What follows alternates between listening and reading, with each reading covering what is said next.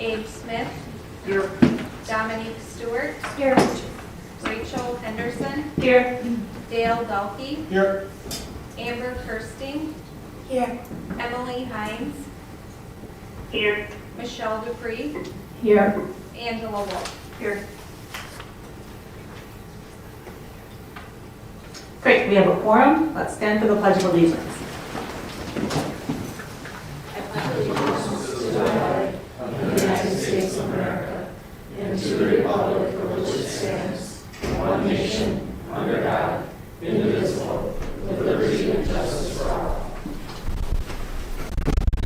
And our mission statement. The school district of the Menomonie area, by embracing the unique needs and using the strengths of our diverse community, is dedicated to preparing all students to become lifelong learners, caring individuals, and responsible citizens. Do we have any proposed changes to the agenda order tonight? All right, seeing none, we have no recommendations and commendations this evening, so we'll move straight into our January 2026 highlight on youth. Okay, I think Mr. Kennedy is here. Mr. Kennedy, if you want to come on up. Sure.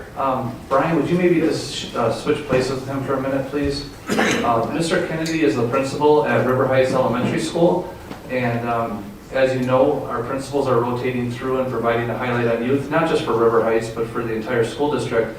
So Mr. Kennedy, thank you for being here, and go ahead and take it away. Great. Good evening, everyone. Thanks for the opportunity to go over our highlight on youth for the month of January. It's a month that, leading up to now, has been a little shorter on instructional days, but certainly not short on activities going on in the SDA. Starting with Menomonie High School, students involved with Future Business Leaders of America at MHS promoted and facilitated multiple fundraising events during a recent athletic competition, and all proceeds went to support Alzheimer's awareness. The MHS Jazz Band kicked off a night of outstanding musical performances by the band department and all of their concerts. The students in the MHS choir performed the annual winter concert for the community, and the MHS girls team won 3 games over the recent winter break, including 2 games at their holiday tournament at MHS. Hey, Mike, if I could just jump in real Yeah. quick.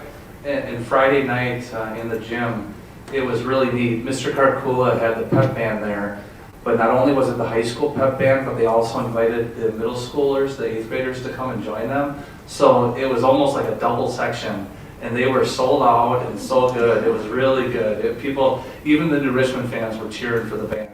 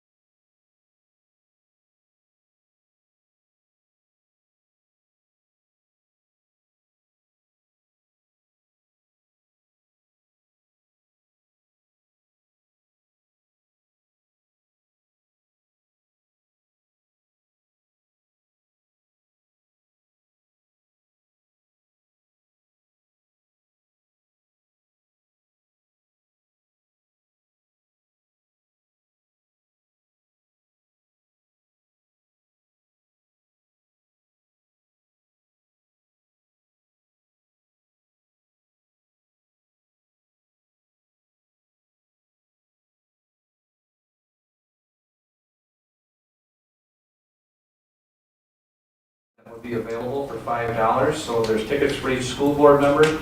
And I know I really enjoy Ranger Night, and people from the public are welcome to come. Each student will have a table set up, and they'll have a whole spread describing the national park that they researched, and it's really good. Jay, which one did you do when you were a Wakanda fifth grader? I did Acadia National Park.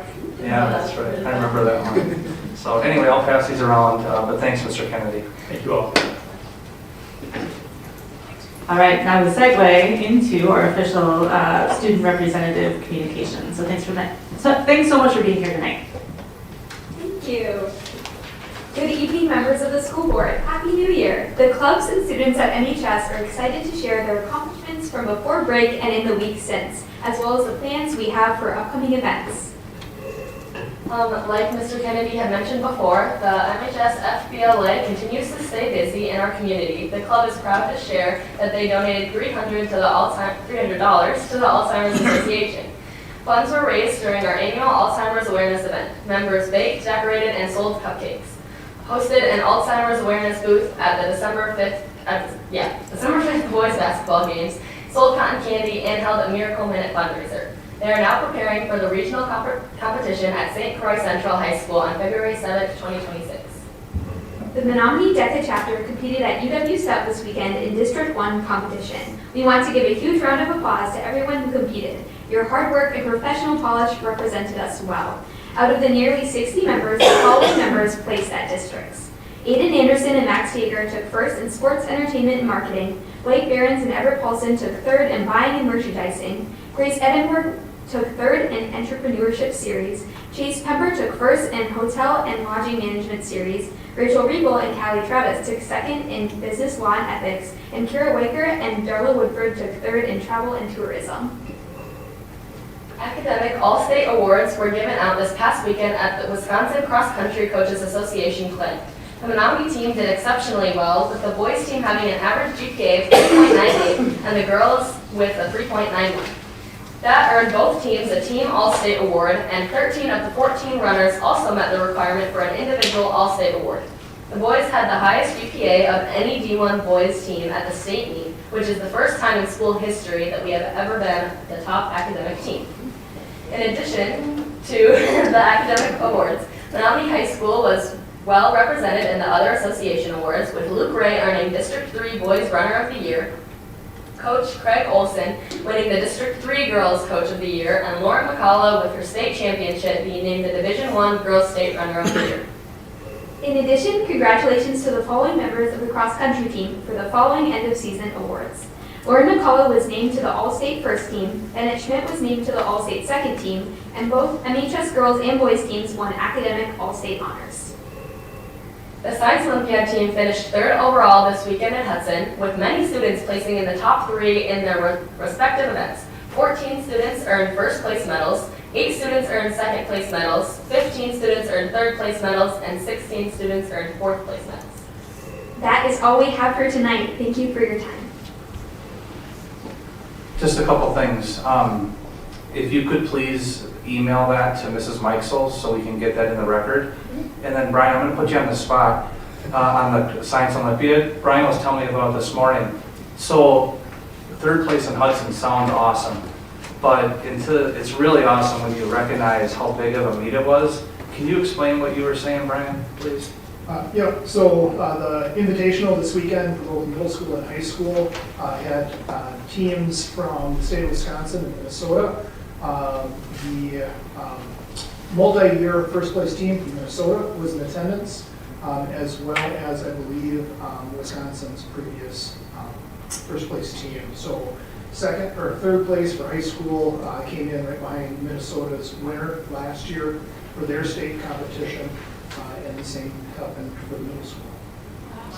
Yeah, so it really is remarkable. Our Science Olympiad program is just top notch. So thank you for sharing that. I just wanted to give that context. I went by the Hudson School Saturday and I couldn't figure out where all the buses were. The parking lot was totally packed. That's how many schools were there. And I want to just add on to the cross-country thing. You know, we talked about their all-state stuff, but co-curricular activities are evidenced by the great point average that they have achieved, best in the state as a team, and that shows the carryover between the co-curricular activities and the excellence that they do in the classroom, because they're learning about work ethic, and that carries over to the rest of their life. Thank you so much for being here. It's always wonderful to hear from you. Thanks. Next up, we have community communications. Because we got kind of a late start tonight, if there's anyone who wanted to speak but didn't get their form turned in, yeah, come on up.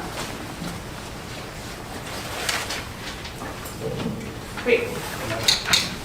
So it looks like we have one speaker tonight with Mike Cooper. So it's gotta be quality.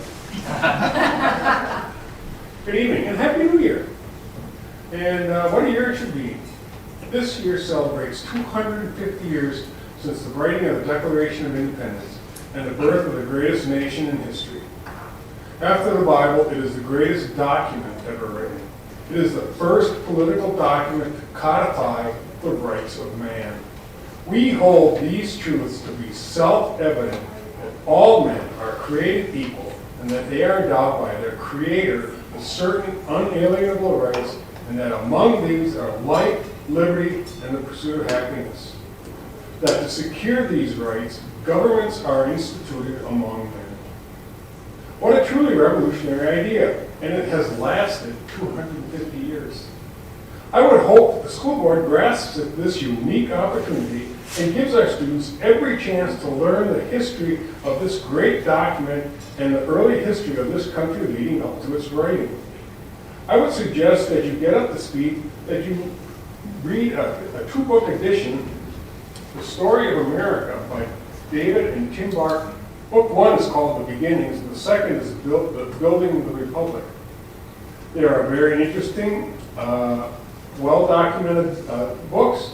I would also suggest the school board create a committee of district residents to review and or create programs for the various grades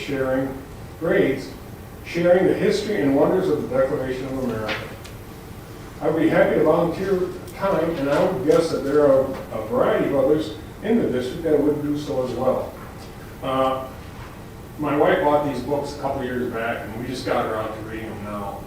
And I always thought myself to be somewhat of a history buff, especially about early American history. But these books just flat blew me away. Just the documentation and the view, that they give to the early history and the writing of the Constitution and the Declaration. And then, the second book is actually more about the first 7 presidents. And again, I would recommend that if you have at all chance, the school board to bring for a copy and maybe share it around with others. Thank you. Thanks, Mike.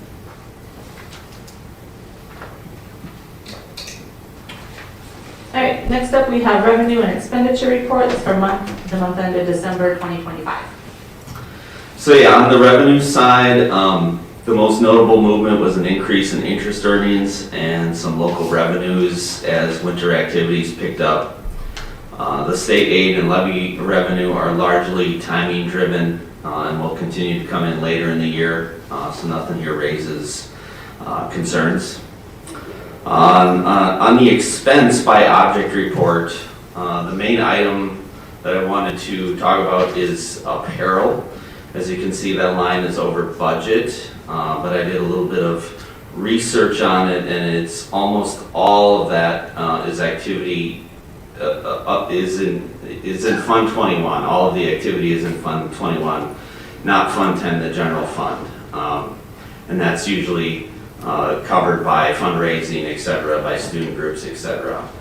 In fact, 12,000 of it, there's an encumbrance for some things, so I'm not sure why it's encumbered, or basically the money is spoken for, but it hasn't quite left the account yet, so it counts that as spent. So it's not a spending issue, it's more of a budgeting question, so I could increase the apparel budget to reflect the activity, or leave it and allow it to kind of clear through and see what it's like over the next couple of months.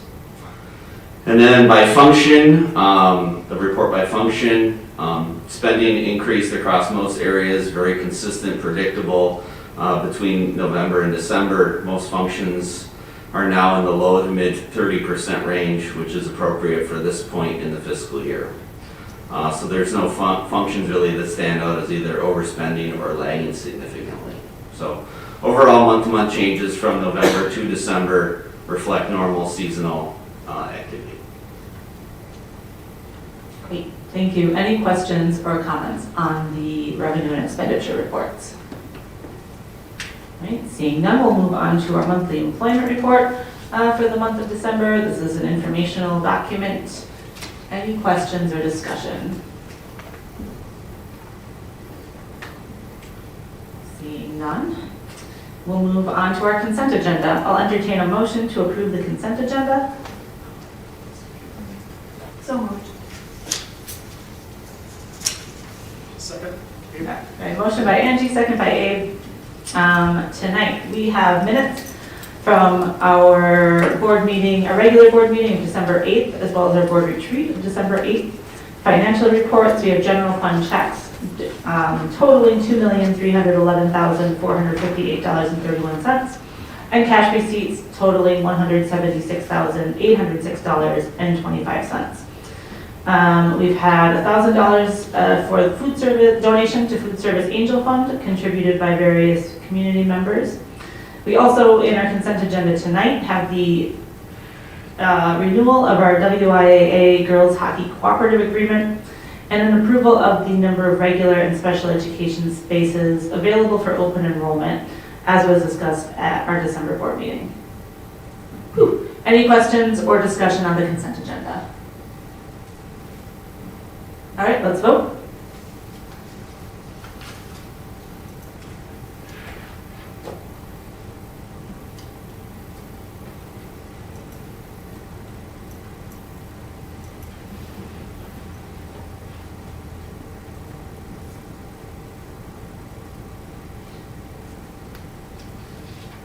And motion passes unanimously. Next up, we have the personnel consent agenda. We'll entertain a motion to approve the personnel consent agenda.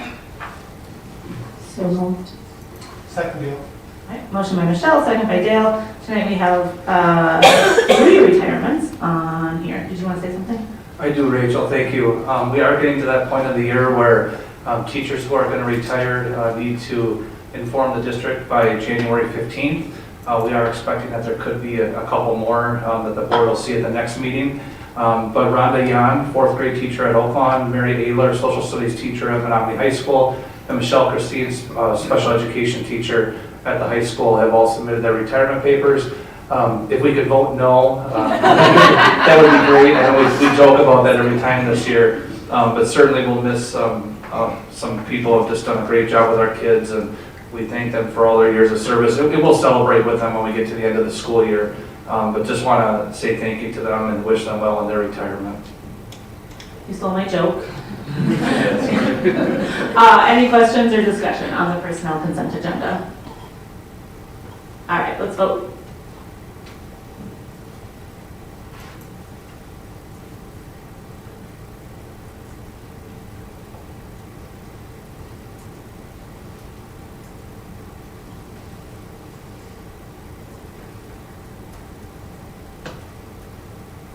And motion passes unanimously. On to our action agenda. Tonight we have an action to approve the SCMA Health Insurance Plan Wellness Incentives for 2026. I'll entertain a motion. So moved, Dale. Second. All right, motion by Dale, second by Dominique. Did you want to say something? I do, and I know the board spent a lot of time reviewing this in December, so we don't need to go through the whole thing again. But what I want to tell you is that we have continued to work with our staff in terms of getting feedback.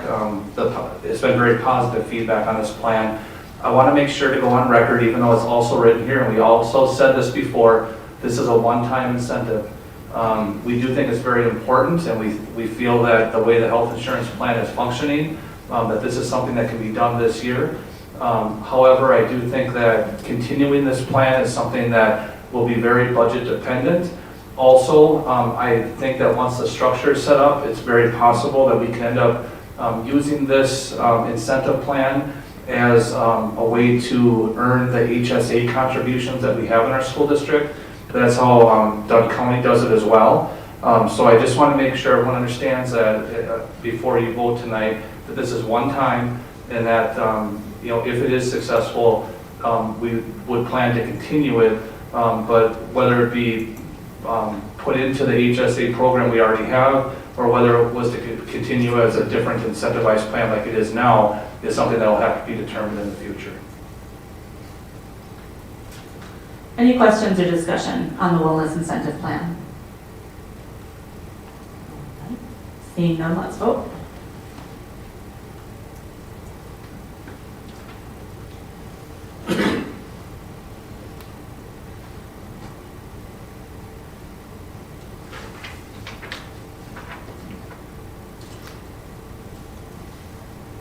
That motion passes unanimously. And on to our discussion agenda. First up, we have a review of the 30-year capital improvement plan. Looks like we have guests ready to go. We do, and you're all very familiar with Kevin Tomaszewski, our Director of Buildings and Grounds. He'll be presenting the Fund 46 plan, the 30-year capital improvement plan. But before doing that, I also want to introduce you to Brendan Utes. Brendan is our new Assistant Building and Grounds Director. What is this, day 6? Yeah. Day 6. Brendan's been doing a great job, obviously working with Kevin and getting to know the district. He lives in Knapp, so he's a Menomonie graduate, so he already knows the district, but getting to know it from an employee point of view is certainly different. But we're so happy to have Brendan as part of our team, and welcome Brendan, and Kevin, go ahead.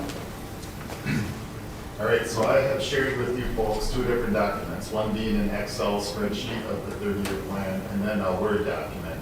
I find it much easier to look at the Word document. We'll look at the Excel at the end. But starting out with that document, 2026 Capital Improvement Plan Update, it starts out with a table, and that is... Could you talk into your mic a little bit more? Oh, thank you. We have one person listening on the phone, so I want to make sure we're catching it. Thank you. So this first table is essentially a review of where the current year projects are at. We've talked about these several times, so I'm not going to go through all of the projects. I do have a few notes after that initial table about our larger ones. So the bus loop over at River Heights, we have not started that project yet. To date, our maintenance staff have been able to keep it going, so to speak. We're getting some cold patch from the county, just getting a couple more years use out of that bus drop-off loop. I'd like to keep this in the approved project list because I'm a little concerned about a year like this, as we see in our local communities, a lot of potholes popping up this year. Also, still in progress is the pool project. So this project, we are to the point now where we're going to be working with an engineering firm to get specs to put out for bidding. We just had a pool assessment completed. Brendan and I plan to meet this week and kind of go over that with a fine-tooth comb, develop our list of questions for the engineers, and we're going to set up another meeting to discuss the next steps moving forward. So those 2 are rather large carryover projects. Up next, the next table is the 26-27 suggested projects. I'm basically going to be going down this table, top to bottom, left to right. Talk a little bit about each one of the projects. So starting out with the roofing projects, we have 2 schools that need some attention. First up is Wakanda. We're looking to replace the roof in the original part of the building. That roof is from 1996, out of warranty, becoming problematic. And the same for the high school. The northeast corner of the building at the high school above the science wing is a 2001 roof, which is also giving us, we're getting more and more frequent leaks in those areas. Flooring projects for the district, starting out at Oak Lawn. I think we have some original carpet in this location. It's getting very well worn. Looking to just replace the carpet tiles similar to this room. In the music room and the connected offices. The middle school would have 5 similar spaces, offices that I believe, I forget who's on them off the top of my head. All the room numbers are listed here, and one of them is the choir room. Finally, the high school, with the amount of traffic that goes in and out of that building, the main vestibule is wearing pretty rapidly. I'd like to take that out and just put a heavier duty carpet in that area that's more designed for a vestibule, and then change out the carpet in the main office. So office area, principal's offices, back to the break room, that whole section. HVAC projects, we would like to upgrade the controller at Wakanda Elementary. Wakanda is probably the most difficult building to control temperatures and humidity levels. The installation of this controller would allow us to go between heating and cooling. Might not make a lot of sense to run a boiler in the summertime, but it really does help to drive the humidity levels down during those really high humidity times of the summer. Ceiling fans at the middle school. Here we're just simply looking to replace all the fans in the main gym and the back gym. They are failing, and I'd like to get them all matching and working properly. In addition to that, there's room 348, fax room, very tall ceilings. It's difficult to maintain temperatures in there. We think having 2 small ceiling fans that the teacher can control are going to help maintain the temps. Moving on to sidewalks, starting at Wakanda. Going from the main parking lot to entrance number 3, which I believe is the kindergarten wing, is in poor condition, so I'd like to replace that. And then on the north side of the building, there's several sections to replace there as well. The next area is part of that bus loop that I spoke of just a minute ago at River Heights. When we do go to do the asphalt part of that project, the sidewalks, that's going to be the right time to do the curb, sidewalk gutter, etc. Simple blacktop maintenance. This summer I would like to give attention to the high school. We're going to be checking out the main lots and the field house lot, very high use lots. We need to maintain all the lines for the buses. It's kind of a big deal for the field house, and then all the student and staff parking. And the new asphalt is the River Heights bus loop. On to boilers. Oak Lawn Elementary, we just want to rebuild one of the boilers. We found a hairline crack in the heat exchanger, so just replacing that, not the entire boiler. Doors will be at Oak Lawn Elementary. They have one set of exterior doors in very poor condition and several others that are right behind it. So we're looking to replace those. So we're talking doors, hardware, glass, frames, everything about the exterior doors at those entrance numbers. Then at the middle school, the teaching staff have requested, similar to what we did at the field house 4 or 5 years ago with the overhead door that was cut into the wall between the field house and the weight room. Middle school would like the same type of setup from their weight room to their multi-purpose room. So that's a job that's a little more involved. They're going to have an engineering stamp on it, that kind of thing, to get that going. Kevin, can I pause you for a second? I did talk to Mr. Betcher about that project, and it's really a big supervision issue. If they were able to have an overhead door, it'd be a lot safer and easier for a teacher to supervise both areas. So right now, either the teacher has to go outside and go in the hallway from room to room, or only allow students in one room at a time. So it's not a cosmetic thing, it's an operational thing, and I think it's a good improvement plan for the high school. All right, next up are plumbing projects. So starting out at Wakanda Elementary, the grease trap for the kitchen, located in the receiving area. It's a combination poly and steel tank. The steel part is rusting out. It's just to that age where I think our best bet is to pull it out and insert a new poly tank. And last but not least, Knapp Elementary, hand wash station right outside the student's restroom. The one there is quite old and needs to be replaced, similar to what we did at Oak Lawn Elementary a couple years ago. Pool improvements, I mentioned that. Again, we're looking for specs from the engineering firm. We're working with an outfit out of Madison who specialize in new pool construction and repair. They either just finished or are about to finish 10 pools from the Menomonie School District, very similar problems to what we're having, so I feel real good about bringing them on board and getting their input to the project. And finally, technology projects, I do have a little typo in there, it's supposed to be 26, 27, not 25, 26. But Katie and her team are looking at digital storage upgrades and tech infrastructure. So with all that said, that's the projects in a nutshell. If you want to look at the Excel sheet, we're looking at column N now, but in summary, I know it's real small print, it's $4.4 million worth of projects, but just keep in mind that that includes the carryover pool project and the River Heights bus loop. So the new projects are half of that cost. As of the start of the 26-27 fiscal year, we're estimating that we're going to have a $10.5 million balance in the fund, and that includes that recent contribution that Eric spoke of earlier. And how everything is currently laid out in the spreadsheet, if we weren't to move it, it's going to be funded until 2030, 2031 fiscal year. Questions?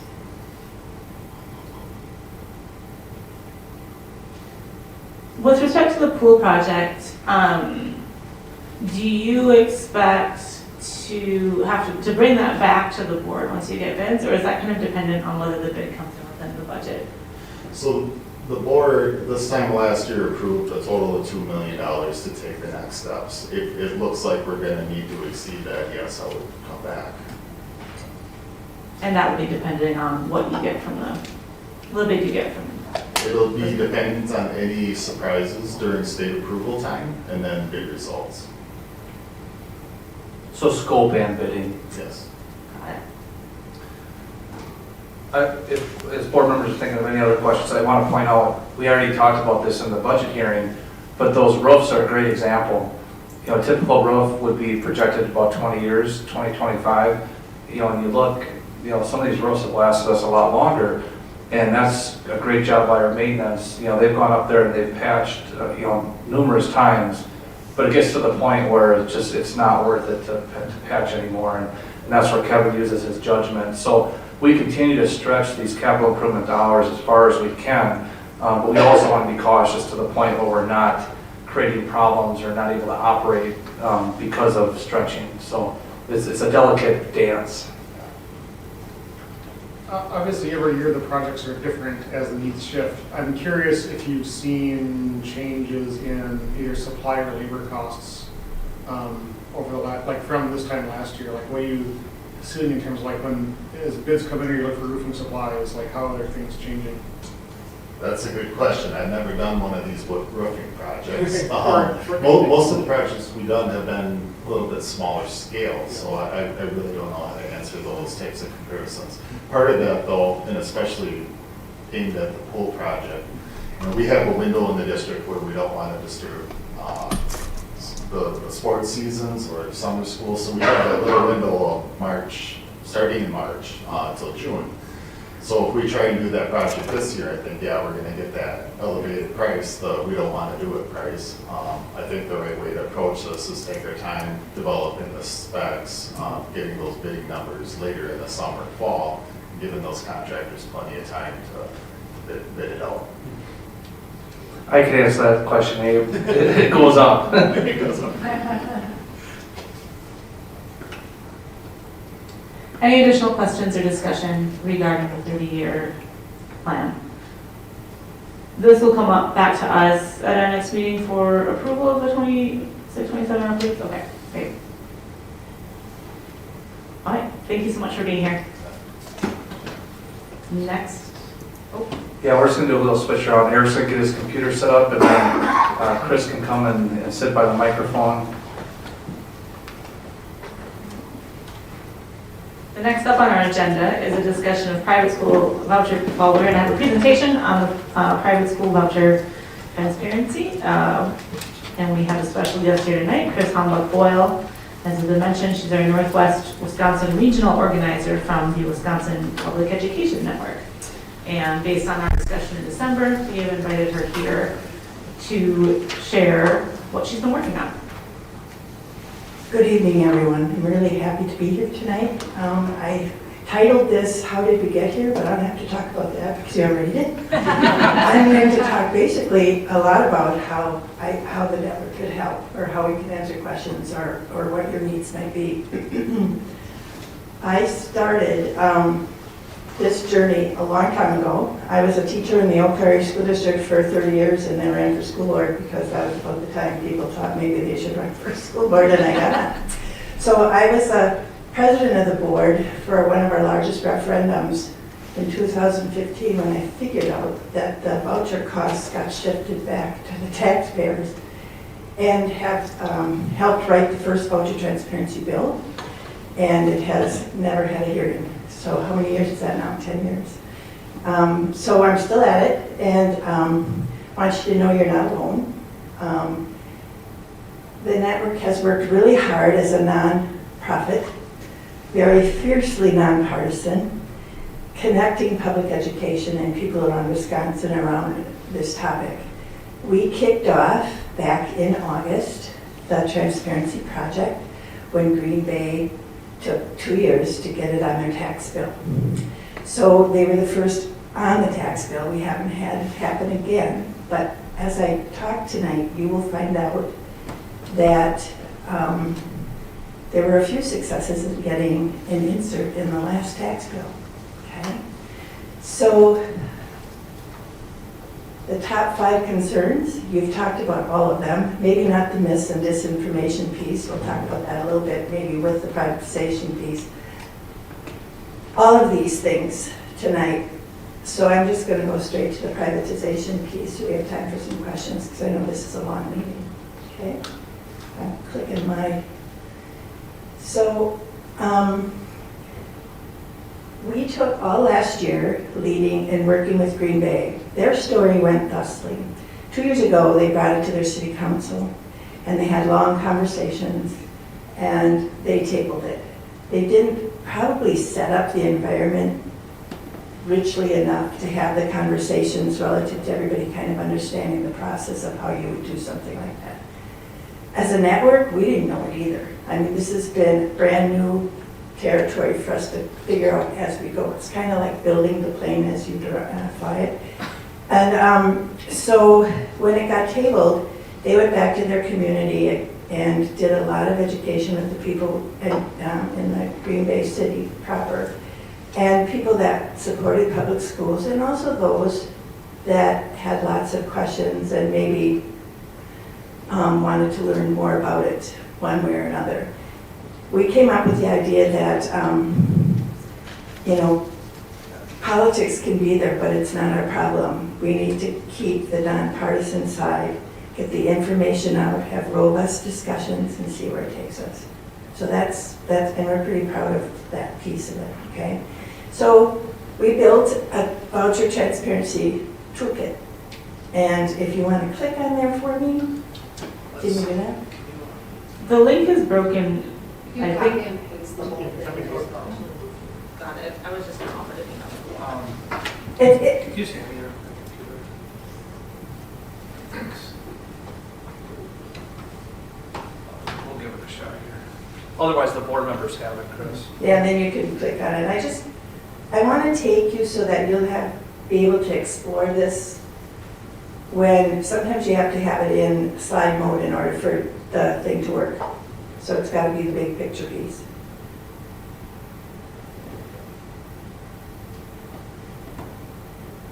Do any board members need the link sent to them? Everybody good? So if you go to slide, Here, I think because it won't click from, it won't come when you have it in that mode. Dale and Amy, I'm going to put it in email. There you go. So if you go down and you click on, see the red on the top there where it says learn more about the voucher and independent charter taxpayer project, just click on there, you go. So when you go here, you can scroll down and you see in the top bullet where it says transparency toolkit, click on there. And we even have a table of contents. Scroll down, Joe, there you go. So see that little blue thing? You can scroll through this whole thing. I only want to take you to the blue one at the top. Go back to the top. There, that one, where it says how to take action. Click on there. You're good. Okay.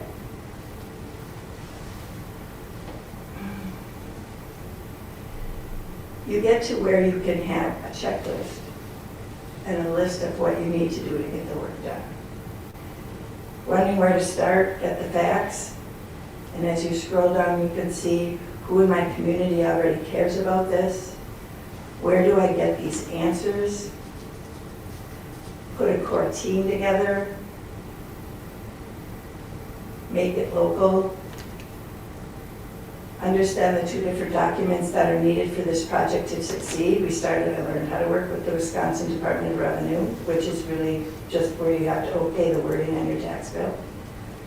Identify and contact your key stakeholders. So you can see it's all here for you, written out for what you need, okay?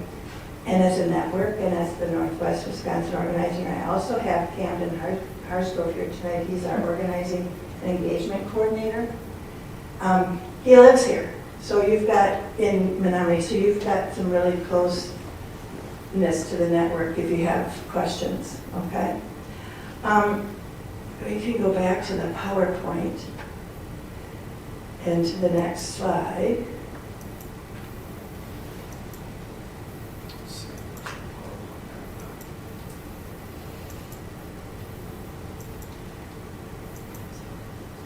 Yeah, just hit that yellow thing on your, there you go. There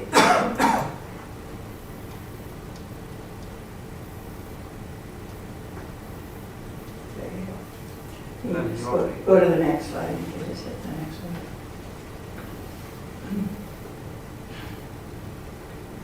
The next one is your amount of your, and I know you mentioned 1.3 mil, right?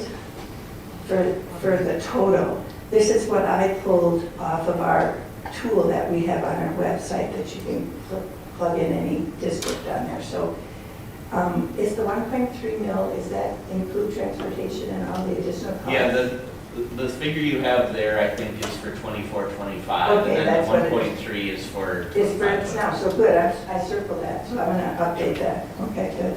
Next slide. So you have some, these are the people that have just reached into me since Green Bay, okay? So you can see that you're not alone, and that all of these school districts have reached in one way or another to start this process. And I'm gonna tell you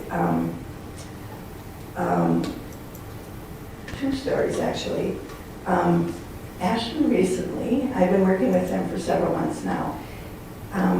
They went and got their amounts, and they had a state representative come to a school board meeting, talk about the project. I mean, I was in the background, but I don't do much. And they had this conversation. Within the next school board meeting, they had written a resolution, which there's copies of the resolutions in here for you. And then the superintendent went to a city council meeting, explained, this was in November, so I'm thinking, November, that's when the tax bills are due, and da-da-da. And by the time those bills went out, they had an insert in it. So I mean, that was their story. What I'm finding in working with different communities is everybody's kind of got their own pathway and what's comfortable for them in doing this. And they're not, it's not an exact way, it's what's built within your community to support this. Does that make sense? Yeah, which I'm finding delightful, actually.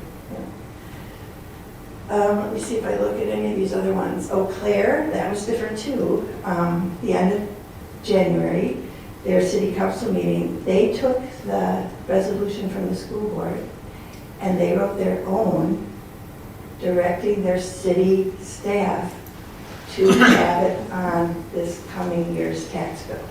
And they will vote on it at the next city council meeting in the end of January. Again, that's a little bit different way of doing it. Okay.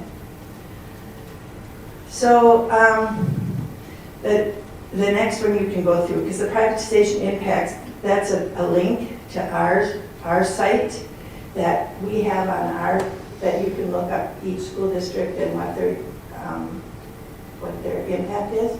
But I want you to know too that I can share with you the new, have you seen the new DPI mapping tools? They're amazing, right? And they're actually, I'm thinking we don't need to do ours anymore because they finally, I've been asking for those tools, you know, I've been asking for those tools. I usually did all the data for the Senate and Assembly districts, so if you need those, working with your legislators, I do those as well. And shared your data with joint finance, when we had joint finance, I shared every joint finance person's data with them, including the people that represented your area, so, just so you know. If you go to the next slide. So, I'm here to help. Next slide. And I just want to end with this. This is also in the works. With the amount that's being pulled, with all those different areas you talked about tonight that's pulling money from your budget and that we have to go out to referendum or go out to our taxpayers to fill all those gaps and holes, the discrepancies there with what is specified in the Wisconsin Constitution are larger and bigger and gapful more than anything that will allow us to have a deeper conversation about whether we're fulfilling what our Wisconsin Constitution says we should be doing for our kids. So I'm hoping too that if we work together this year, you'll be on the cutting edge of what's going on there as well. And with that, I'll open it up to questions. Thank you, Chris. I was looking through in the toolkit document, so like with the Green Bay example, so I read through this a while ago, but not recently, so I want to kind of like say what I'm reading and you can tell me if I'm interpreting it correctly. Mm-hmm. So the process is something like the school board, well, a process which could work or worked in Green Bay is a school board would have a resolution to the city as a municipality for the region. And then it has to go through the city council to approve tax language, and that language has to be approved by a state office. By this Department of Revenue. But yeah. they're really clued into that now. Yeah. And also the legislators are as well, because a lot of those, we connected with a lot of those, both sides, you know, in the sense of them knowing that we needed that help right away. We're gonna have a little more time now because we've got all the whole year to do it. I was doing it within 2-3 weeks. We needed to get this done, so we have a little bit more time. Is the state office, the local, what's it called, the local state finance office? So that's an administrative office of the Department of Revenue, right? So Yep. it doesn't have to like go through the assembly or something. No. Although maybe support from an assemblyman might be helpful, We haven't but seen it's it, yeah. really an administrative process at that point. Right, exactly. So the political process in terms of like elected people is the board here plus the city council working on language. And then you work with your little birds, your little municipalities. For example, Green Bay passed theirs, but they've got also like the town of so-and-so, and you know, you've got to go back out and touch base with them as well. Do they also have to approve language, or is the language? No, I don't think so. The thing of it is we did find out is that even the Department of Revenue didn't really know how to answer the question because there are no rules about any of this. All they have to do is okay the language. What we did do with the language is change it a little bit from Green Bay. We added the term state mandated to describe any type of voucher so that it wasn't the school district that was thought of as the originator of that, but that it was a legislative origination as a state mandate so that taxpayers would really get that message. In the other districts and municipalities where you're working on this, has it, and this is it's a question about the people in the process, not really about the rules, right? Mm-hmm. Has it been the case that where the municipality goes, the local townships tend to follow, or has there been? We're kind of still into that. Okay. So to tell you the truth, I don't know. I know in Green Bay, you know, they went to the vote with the city council. They had 4 hours of debate, and it was a tie. And the mayor broke the tie, and they got it on the tax bill. They put it in the little section of notes. You can see that on the example. They were able to put the verbiage in the notes section. You would have an option if you got it on the actual tax bill where it could go. I mean, it doesn't have to go in the notes. It could go in the line, you know, depending That was the first thing when I got my tax bill. Where was the space on the tax bill? Because I'm into that now, but yeah. You could- yeah. And it really was not a political thing. It was a way of letting the taxpayers have transparency and the idea that they were paying for two. So when I said political process, I didn't mean like politics in that sense. I meant politics in the sense of like, is it a bureaucratic process or a process of discussion and deliberation? And we have not run into really anybody that thinks it shouldn't be done, really, to tell you the truth. This is kind of following up on Abe's question, and maybe you still cannot answer this one as well. But with respect to Green Bay, and kind of at this point not knowing what the success rate will be with working with the smaller municipalities within the school district, do you think that process was right? To start with the city, which is going to be the majority of the taxpayers in the geographic school district, get that done first, and then look at the townships? Well, I'll tell you a superior story. That was another one of my districts. They went to the city, they went to the county board first, see? Because that was the person who was, and that is a political position up there, so you run into some of that kind of stuff. And that didn't really work. They're back now going to the city council. But, you know, as you get into the conversations with your municipalities and with your communities, I mean, Menomonie might be a different pathway. If they had had success at the county board level. We haven't had one, we haven't gone that way yet. Sure. But if it did, it would have covered everything within the geographic district. That's not to say that I haven't thought about the idea of the city council with a conversation already bleeding towards the county board to say this is coming your way. Like communities that work that closely with their little entities probably will have that conversation, you know, and you probably have friends and people you know and have relationships with. Well, why don't we all do it? You know, I can see that happening, but it hasn't happened yet. You're getting on board with the first 20. When you said the Green Bay discussion was like 4 hours and it was split and the mayor broke the tie, what was the like true like opposing view sets? They had school choice. Wisconsin was there as part of the conversation. We haven't had that any other place, but we have. This is how I've watched this too over 10 years as far as the migration of the whole voucher piece in our state.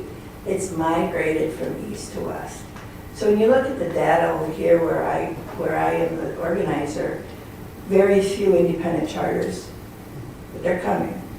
And I can just watch it come across the state, you know. So that's what it was. It was Jim Bender was there and the people from School Choice Wisconsin. And a lot of it was trying to pit private against public, but that wasn't the point. The point was that the taxpayers should know this. And that was it. It was, you know, they took advantage of it, fine. It was legislated to allow them to do that. That's not a point I would even bring up. I mean, I would debate. So just to clarify, School Choice Wisconsin was advocating against Putting it on the voucher transparency. And it wasn't about changing the vouchers, it was just they didn't want people to know Well, how much it cost. deduct it for yourself. Yeah, we didn't even want to get into it. It was pretty obvious.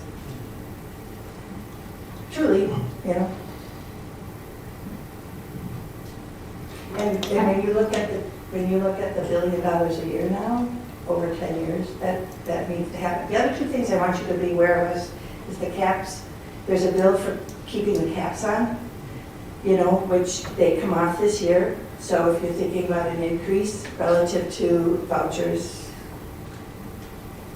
they have not looked at what $1 billion a year impact will be. So that's just simple. Leave them on until we figure out what that's going to mean to public schools. It hasn't gotten a hearing, and the other one is, you know, the special ed fees. Yeah, I'm sorry. Go ahead, Michelle. I was just curious, I don't mean to put you in an uncomfortable position, but I'm wondering, how do they articulate why they did not want to put on a tax bill? Why they didn't want the transparency? What was the details there? It was simply that it seemed to them that we were pitting kids against kids, you know? We were pitting educating kids against educating kids, and that wasn't the point at all. It was just a matter of being transparent on the tax bill.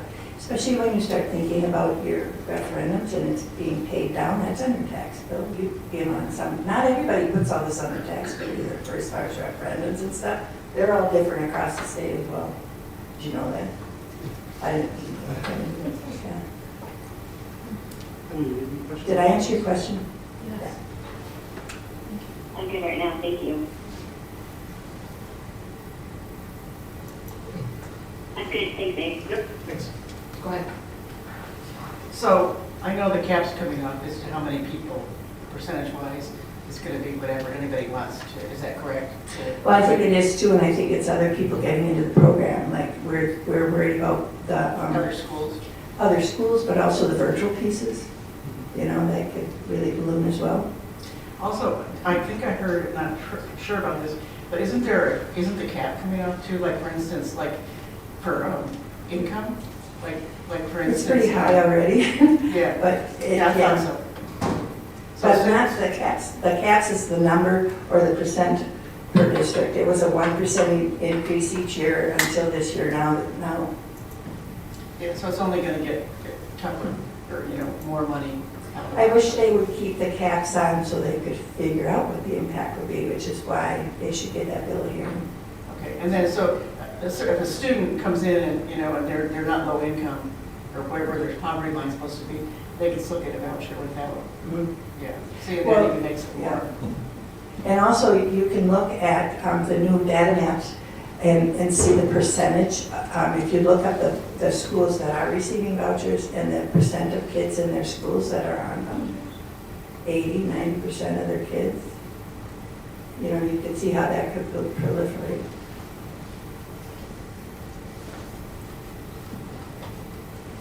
Are there any more questions for Chris?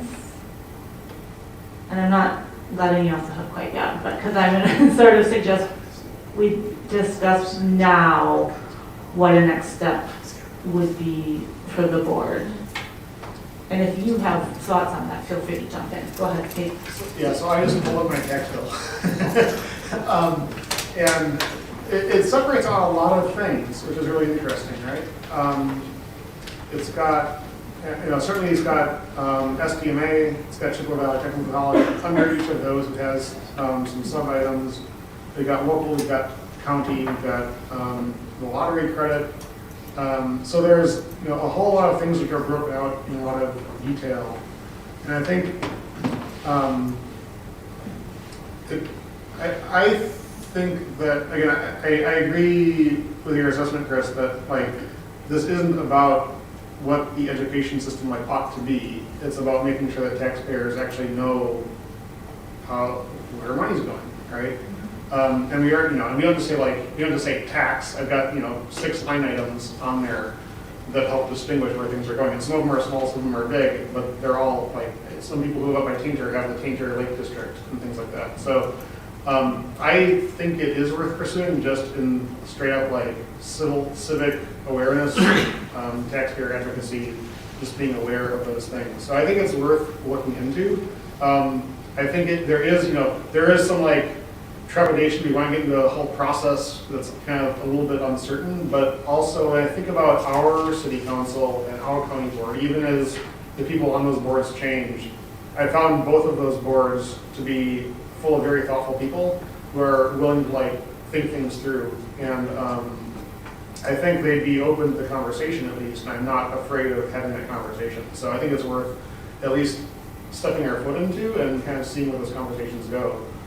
And see where it leads. Obviously, if the municipalities were against it for some reason, then that's how it might work out. But I think it's worth having a conversation and engaging with that question. I would agree, Dave. I think that's very important. And this is just to give you a little perspective. When I first came on the board 18 years ago, we were paying $300,000, and at that time it was only the Milwaukee Parental Choice Program. So in 18 years, it's gone from 300,000 up to $1.4 million and growing. So just giving you some perspective. It does work with our goal of transparency as well. We have been working very hard at that in all areas.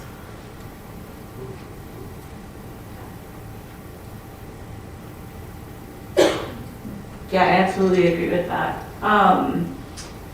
Would it make sense then to have our next step be an agenda item either at our special board meeting this month or in February to start discussion on either start discussion on what a resolution would look like, or identify what we want our process to be here in Menomonie.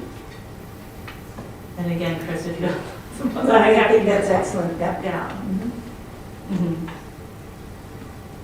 Maybe first step is about process. Maybe we would have a discussion item about process that would presumably lead to the next agenda item being resolution drafting. Yeah, go ahead, Dale.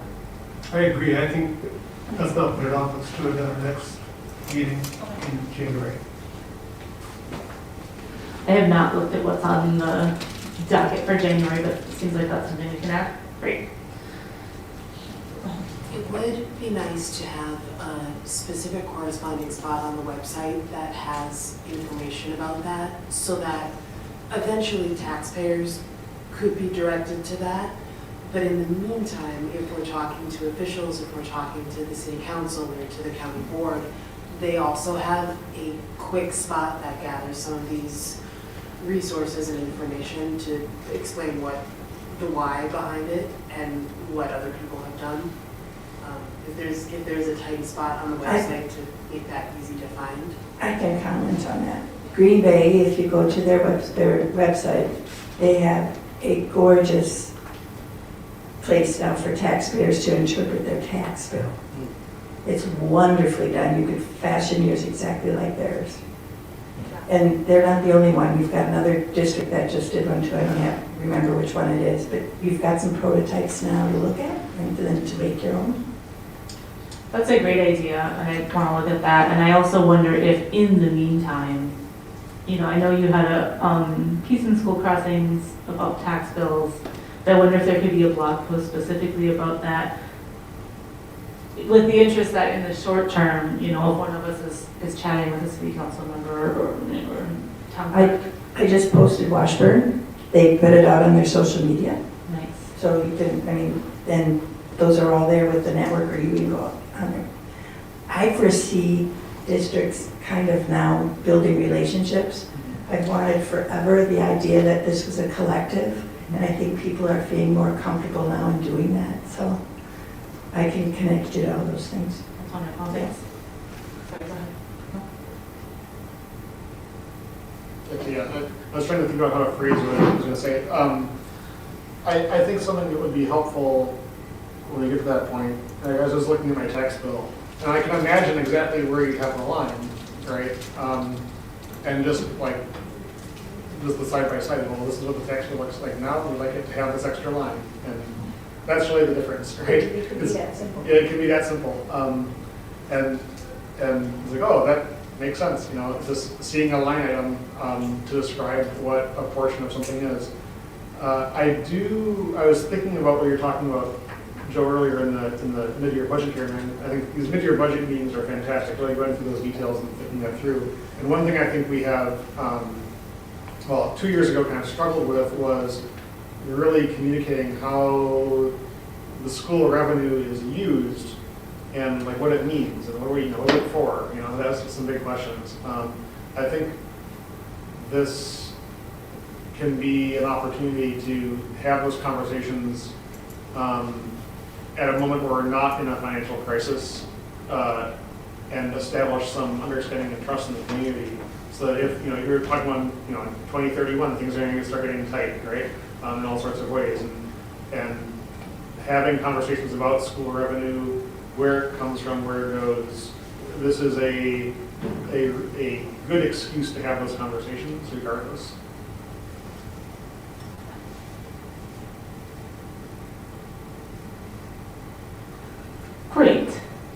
So, we have a lot to think about. But the next step, we'll have a discussion item at our next meeting and start to map out some steps. Would it make sense to ask Joe in the meantime to, I don't exactly know what, but start to put together some thoughts or some roadmap, I guess. I guess that was my question, and it was kind of to Amber's point. You know, the school crossings column that I did really talked about the tax levy and then broke it out by revenue limit, state aid, private school vouchers, and changing property values. Certainly that could be pointed to, but it already has gotten a little buried because we've had another update since then. It's not on the home page. I don't know if simply bumping that back up to the home page would be sufficient, or if you actually are suggesting that we create a separate web page right away.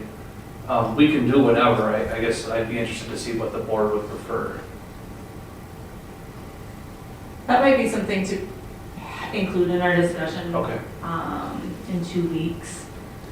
You know, on a gut level, my thought was that creating something like what Green Bay has, and that's the only one I've really looked closely at so far, will take time, and we should probably do that, but that in the meantime, if we wanted something that was a reference point, a simpler way to get a reference point to easily link to on our website could be a blog post. Can I make a comment too about the resolutions? We've had districts now do different kinds of resolutions. For example, Washburn included, even though you couldn't put that on your tax bill, they pay a lot to transport kids from Washburn to Ashland, okay? And so they put their $50-some thousand for their little budget on the resolution. Not that it did any good, but it educated the community about that additional amount. Superior, they're different because their voucher school that pulls is totally special ed, so it's all IEPs.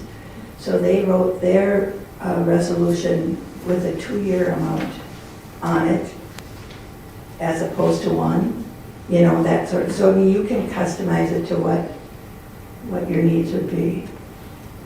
But to get it on your website to explain it to taxpayers, when I read those, and districts do those, that's really great explanation. So maybe in 2 weeks, people could take a look at Washburn, Green Bay, and then in 2 weeks, kind of figure out the next step for Menomonie. Yeah, I think that's great. Go ahead, Dan. My question goes back to what you said earlier about going to the city council or to the county board. What if one of the outlying communities or townships rejects it? That piece now, we've been talking about how that adds additional work in the sense that you're breaking these all out for the fiscal person for the school district. Green Bay now just pulled on 2 of their townships. So we're just doing that for the first time. So yeah, if they don't, then you don't put it on the tax bill. Put it on any of the tax bills or just for that township? Just for that township. So That's what I'm thinking, yeah. So in a school district such as Menomonie's, right, where we have the city and then we have 11 other municipalities, is that right? It would be potentially 1 by 1. And if we started with the city, that's the big block. And then, you know, we could start with the larger towns, but not, you know, Menomonie, Tincture. Go ahead, sorry. The townships usually are just, you know, it's a very small board, and they usually are very focused on the operational details. Right? So I think, yeah, just thinking through like how our county operates and the pretty close integration between the townships and the county and the city, I don't anticipate that being a huge barrier. You know, it's a process. It's something that's going to slow down the process, but I don't think it would be a barrier in a sense. Can you just say something? No, my question's answered. Thank you. All right, final thoughts, questions, or discussion? I assume that Chris is constantly available for us if we have additional questions, if something comes up. I know that she's always been very responsive, so I'm really, really grateful to have you here tonight. I'm grateful for Menomonie, thank you. All right, if we are ready to move on to our next agenda item, we will review the annual audit report. Okay, so the board every year at this time gets to see the audit report. Like similar years, or like past years, it's very similar. Eric and his team have done a great job. The board, as you know, reviews finances every month. Eric, maybe want to point out a couple things and open up for questions, but there really are no surprises. It was a very good, clean audit. Yeah, no surprises, a clean audit. One of the things that were pointed out, and again, this is the same items that were identified as last year, the segregation of duties. It's a common finding in the district our size, and it's just one of those things where, staffing can only be so large. Yeah, the segregation of duties things was on there. The financial statement adjustments, all the audit proposed entries were made during the audit process, so those were fixed. And then internal controls, so auditors did not identify any material weakness or compliance issues with internal controls and things like that. So in short, it was a clean audit. Yeah. Questions or discussion? I know everybody read all 176 pages of the audit material. Go ahead. I would like to point out, and I apologize for Amy and other board members who have heard this multiple times, but the segregation of duties finding, I think it's really important. One is that we acknowledge that there are findings, but Eric, and especially with Eric being newer, I asked him to reach out to the auditors to confirm what I say, and the auditors confirmed that yes, that is a finding that is pretty much universal. And what I can tell you is that in terms of segregation of duties in Menomonie, so I've worked as a superintendent in Cassville, I've worked as a superintendent in Cadott, and now 12 years in Menomonie. We have more oversight in Menomonie, almost double, well, more than double compared to Cassville. We have very good oversight, we do have good segregation of duties, but the fact of the matter is, unless we hire about 3 or 4 more people here at the ASC, there are going to be some people that do multiple duties. Ideally, in a perfect world, every financial person would only be doing one duty. We don't have the resources for that. The auditors understand that. And like Eric said, that's found across schools all across the country. But at the same time, that is an area that could be stronger. But I think our internal processes make it as strong as it can be with our resources.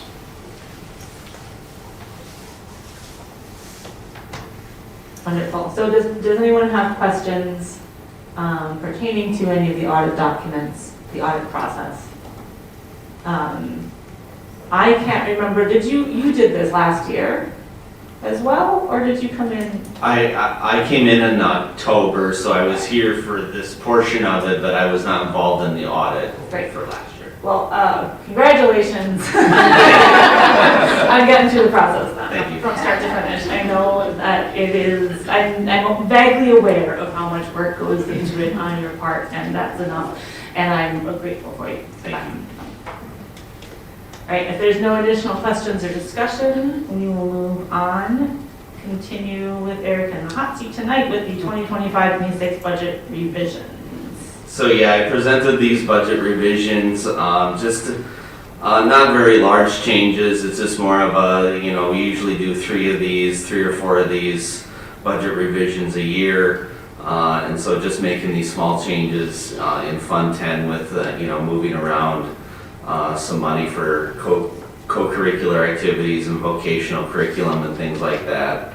And then Fund 80, moving, I think that those were coded incorrectly. There was a budget placed in the 160,000 series, And so putting that into the appropriate account code for that. I had a question about the special education fund. Can you explain that? Because we have an increase in one line and a decrease in the other. Can you just? Yeah, so I believe that was, so in that 430,000 account code, that was for a grant that we no longer received, and the expenses were there. The expenses were too many expenses were placed in there, so then the rest of it was just placed into the normal special education spending. Got it. That makes sense. Go ahead. I don't have a question, but this is very easy to read. And it's, I really like that, and I just want to commend you on that, even if you are a Yankees fan. Thank you. You like easy to read financial statements. Additional questions or discussion on the budget revisions? Great, thank you. Next up, we will get an update of work completed by the Downsville Building Exploratory Committee. So Rachel, Brian Segman is going to take this one. As the board knows, one of the goals of the district work plan this year was to form a committee to study possibilities for the vacant Downsville School building. Brian has chaired that committee, and we had 3 meetings, Brian? 4 meetings? Why don't you go ahead and take it away? All right, well, thank you. So first, I do want to thank the board for, realizing that taking a look at, some options and engaging the community and what those options might be for the Downsville school site, I think was welcomed and very, thoughtful on the part of the board. It was a very enjoyable process. We had a committee of 14 very engaged and committed members, not just from the Downsville community, but from the community as a whole that participated in this process. So to kind of refresh and bring the board up to speed since our last update. As indicated in the beginning, the committee met 4 times between September, October, November, and December. The committee's goal was to make some recommendations back to you as a board on some options from an instructional standpoint for use at that site. We began by looking at the district's strategic plan that was adopted this last summer and approved to take a look at what needs were identified as part of that process. The committee felt that that was a very important starting point, and there were a lot of comments about how detailed that plan was and helped them to really look at the needs in our community as a starting point. Along with that background information, the committee spent time, had, I think, very insightful and thoughtful discussions around what our current enrollment and student makeup of the district was. And they spent a lot of time with that. That really was all of our September meeting and part of our October meeting. That then led the committee into some in-depth conversation around what would some potential solutions for those needs that were identified as part of that strategic planning process be. And then really October into November, looking at some potential educational uses as well as types of school spaces that could then look like. And then we wrapped up by taking a tour of the site as well to take a look at how those potential ideas fit within the space on that. So ultimately what the committee came up with was not one, but what they thought were 3 potential uses for that site from an instructional standpoint. One of them, and these aren't necessarily in rank order, but one of them was a site that would focus on career and 21st century readiness really taking a look at what it means to be work and life ready, and really with kind of a nod to project-based learning. Another need that was identified was that of early childhood and family support, taking a look at really 3-year-old on up through potentially 5K, which may or may not have a school that would serve all of those needs. But then when we also talk about solutions beyond like a partial day program, so daycare and those types of things, opportunities there. And then the third programming option is identified as unique programming, taking a look at program offerings around whether it would be environmental education, the arts, agriculture, or alternative learning environments for non-traditional learners, some type of alt-ed setting. The committee had a lot of conversation around all 3 of these and spent a lot of time looking at examples of schools throughout Wisconsin and Minnesota and some as far away as Arizona that are centered around each of these types of structures. Throughout that conversation, the committee was not at a point where they felt that they could make a recommendation of one or the other from a consensus standpoint, not from a standpoint where there was disagreement across which one there was a need for, but more so from a standpoint of while they themselves as an individual might have a high priority for one of these, they saw equal value in the other ones. And felt that ultimately it was something that needed to come back to the board level to help provide some direction on possible next steps beyond this initial discussion, but really a little more broad from community input as well as to whether or not there was support from the community as a whole, not just the Downsville community, but the school district as a whole. To move forward and support not only in concept, but then also recognizing that there are financial expenditures that go along with programming such as this, and whether or not the community would be supportive of that, and coming to the conclusion that this committee of 14 didn't have the ability to ultimately make that decision. So where that landed the committee was recommending that the board consider collecting additional feedback from the community to help prioritize which one or ones or multiple of these, if any, might be feasible. And as we reached that conclusion as a committee, ultimately made the decision to, for the time being, to pause the meeting schedule. And initially we planned on meeting up through December and then making some recommendations back to the board at this point.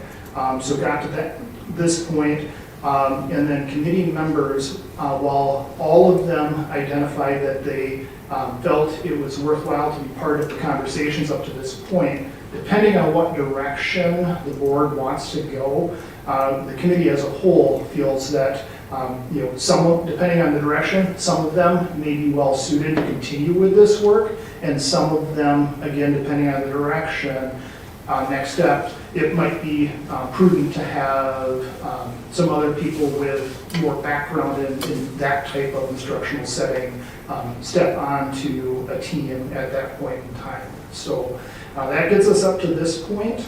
Ultimately, there are some next steps, and Joe will probably take the next steps after this. So I'm happy to answer any questions that get us up to this point, kind of as we move forward, and kind of go from there. And that's what I was going to suggest, see if there's questions first. Yeah, I'm curious, so these 3 kind of branches of possible focuses, right? Career and 21st century readiness, early childhood education, family support, and then unique instructional programming.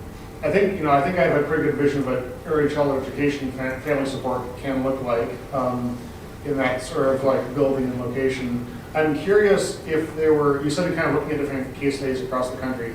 Were there examples of what sorts of like career readiness things have worked elsewhere? Or the thing that strikes me about these, all three of these, is that they all are an attempt to kind of, in some sense, like bring in either a new population of students or clients, and in a way that maybe like is a little bit outside the standard kind of curriculum, right? And so I'm curious, like, you know, what are there 4 examples of career readiness that the committee discussed and kind of thought were at least interesting, if not compelling?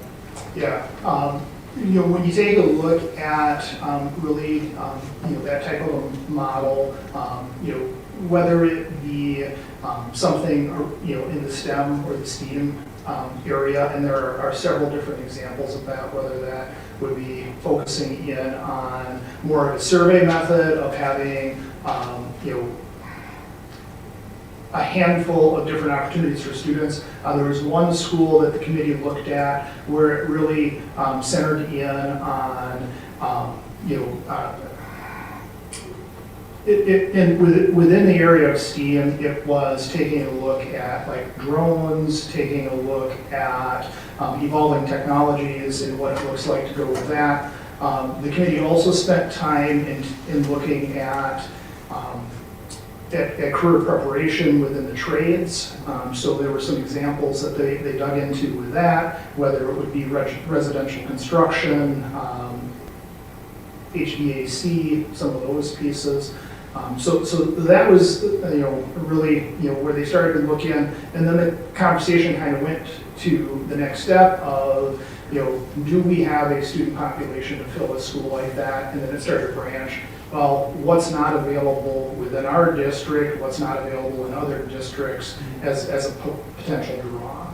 Yeah, exactly. Yeah, that question, like, what population do you draw in? Yeah, and then the question was the what if. You know, is there enough of regional draw to support that, recognizing that we may not have that within our own district?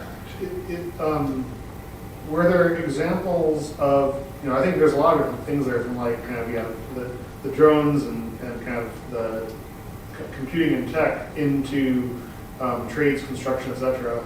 Lots of different things. The thing that's unique about Downsville is that it's a pretty big space, and it's, you know, set apart. And if there's particular, you know, career readiness that benefits from having a unique space that you go to, you know, something that is getting, you know, tight or constrained in the high school environment, that could be, you know, translocated or built out if only there were, you know, something the size of a gym, for example, right? Or a large outdoor area, right? So there's, I think, the uniqueness of the space is really a big factor in what would be successful. Did the committee explore at all potential partnerships for any of these kind of 3 buckets of possibilities? You know, specifically to that first one, the career 21st century readiness, I wonder if UW South would be excited to have such a program happening in the community and put any resources towards it, I guess. So one of the representatives that was on the committee is a representative from UW Stout.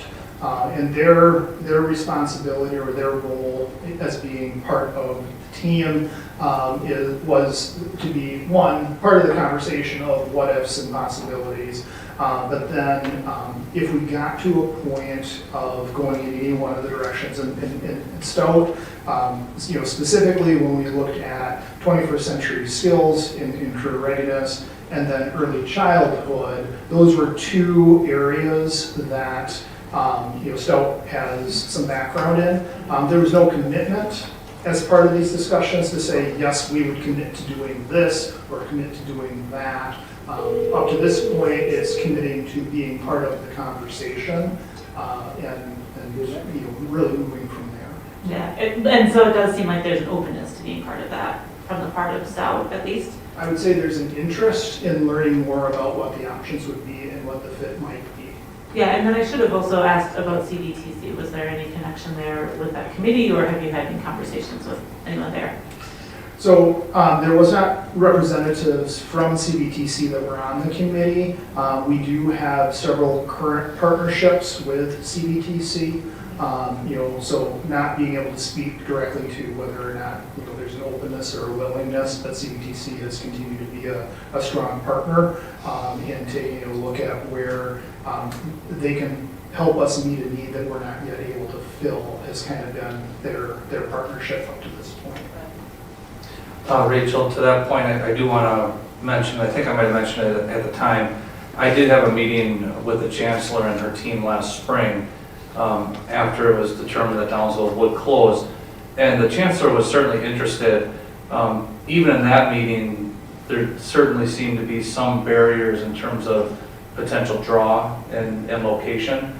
However, if and when there was a decision, whether it be, I think early childhood was one that Stout talked about potentially having capacity to partner, and then the career readiness piece. So I think there's possibility there if there was a way to make it feasible. The risk of being Debbie Downer. I just think that we should at least keep it in the back of our minds that so much has changed since we did close Downsville. And we have school districts all around us closing buildings, enrollments tanking, and we aren't sure financially what reopening Downsville, what would happen financially with that, or if we know. I just think we have to keep it in the back of our minds.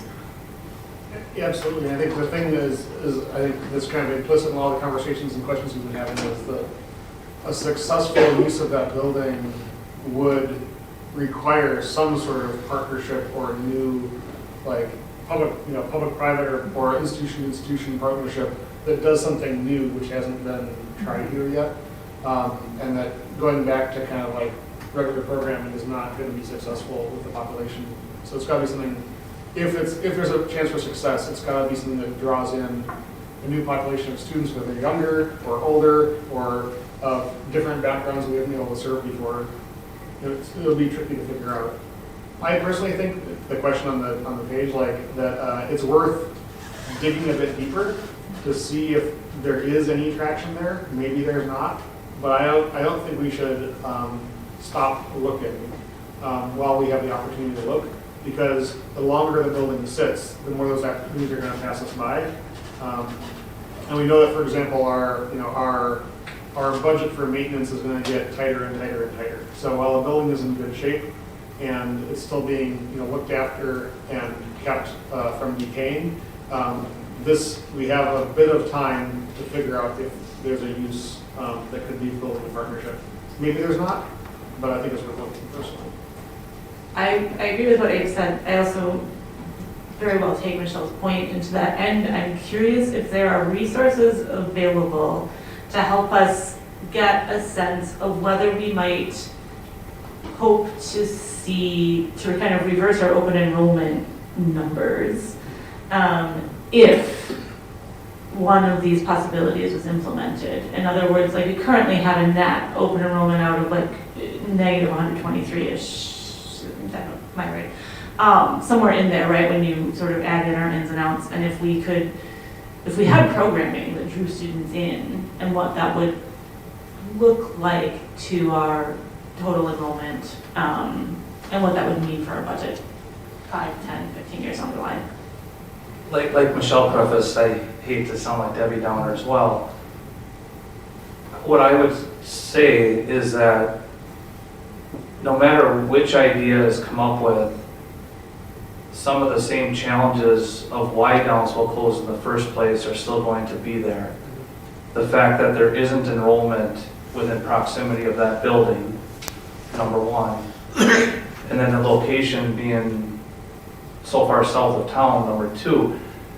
If the board was to want to look at additional instructional methods or opportunities in an attempt to try to gain enrollment, trying to team that with where the Downsville building is at, I think is problematic. And I do think that the committee itself, Brian, if I understand, they were a little misunderstanding in terms of finances available at that point too, weren't they? So at the beginning, there was, I will not say a universal understanding of the finances associated with operating a building. And also the understanding initially, and we spent some time talking through this, on the front end of, you know, when the building closed, the cost associated with operating that building didn't just simply sit in a bucket waiting for the building to operate again. Those funds followed the students into the other buildings. Once that was revisited and established, one of the early questions that the committee had was, so how do we fund this? And I was able to talk through with the committee, and the committee was able to come to the realization that, one, there would be a financial cost to any programming that happened there that would have to be determined. Now, the committee had the benefit of not needing to solve that problem, but and that was one of our earlier updates back to the board, was to take a look at what would some possibilities be. And that was a piece that they were excited about, but also, I think, looking back at the discussions, also very mindful of that it didn't necessarily matter what solution or possible solution they came up with as far as instructional programming. There would be some decisions that would have to be made related to how do you fund that program. So with that being said, I guess just a couple more things to add. We did look at capacity, and right now our schools are operating really at an ideal capacity. Yeah, there could be maybe some rebalancing at some point if needed, but realistically we're really at a sweet spot when it comes to capacity. So unless we are drawing from the outside, we would be taking students from buildings that we are at really optimal capacity and then adding another site, which would then be operating under capacity, so that needs to be considered. The other thing is that all three of these ideas that the committee came up with are terrific, and I could see all three of them being successful. Whether or not they could be successful on their own, I guess, is a real doubt that I have as a standalone item. Because like when we think about career planning or career opportunities, the idea of removing students, like let's say from Menomonie High School, because they're going to dedicate themselves to a different instructional approach at a separate site, and then they're going to sacrifice some of the other opportunities that they have at the high school because of the proximity. They're not going to be able to walk across the street or walk to Stout or have a 1-minute ride or whatever. I see that as a huge barrier. And then obviously with the early childhood, the location and where the enrollment would come from are issues. Excuse me. To Rachel's point about the open enrollment, and we've talked about this, we have studied open enrollment, and most of our open enrollment issues really are based on geography.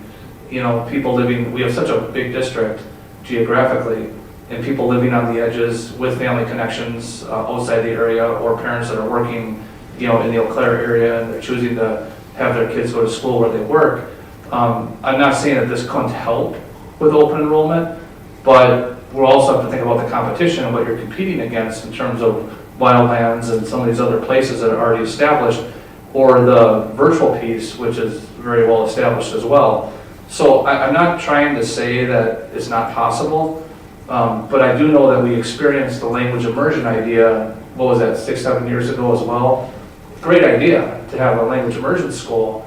Well, when it actually came time to look at how many families would actually take their children out of their neighborhood elementary school to go to a separate site for language immersion, there was really very minimal interest.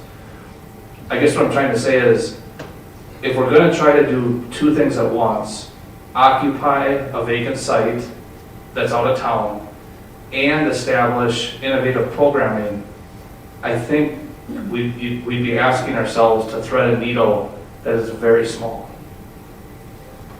That is true.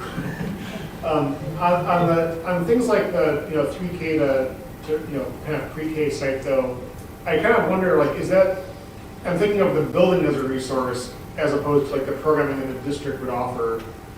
I mean, there could be, I don't know what this means, how this would work legally in terms of what the school's allowed to do in terms of financing, but in terms of like offering a space for lease and partnerships to other private entities, I don't know if that's even available to us, but I could imagine like inviting CBTC to have some sort of site there that we help facilitate as a district and get revenue from, but it's actually their programming that's happening, not ours, right? So I don't know the legality of those sort of partnerships, but I think things like that aren't even about like our students, but about how the district can contribute to the overall educational community of the area are worth considering also.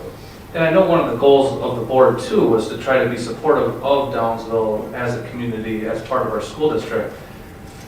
I do think if we pivot away from, like the task of this committee was really instruction focused. I think if we pivot more and look more at building use and potential partnerships and those types of opportunities, I think the needle becomes much bigger and easier to thread. But if we're focused on instruction, I think it's going to be awfully difficult. I think we need to loop back to the community and see what they would be supportive of. I think that these are some great ideas, and the task was to come up with some great ideas without money being a factor. And we all know that this is, any path we move forward is not going to be easy, and it's going to be stressful financially. We don't have a not stressful financial path to pick. But if we put these options out and asked, what people would be supportive, asked to rank them, asked to collect possible resources that we're not even thinking of, like if it was arts, there's an amazing potter a block away. There might be things that we could capture by asking that would give us important information about what to focus on and how to put numbers to that plan.